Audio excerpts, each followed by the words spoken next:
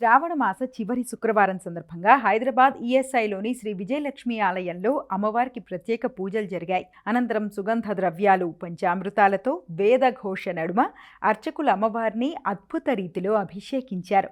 తెల్లవారుజాము నుంచి ఆలయానికి చేరుకున్న భక్తులు అమ్మవారిని దర్శించుకున్నారు.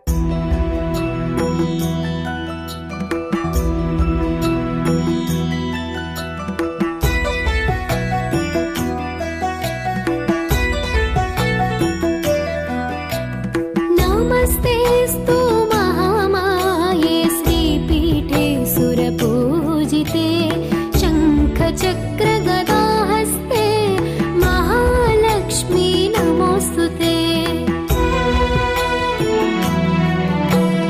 नमस्ते गरुडारूढे डोलासुर भयङ्करे सर्वपापहरे देवी महालक्ष्मी नमोस्तुते।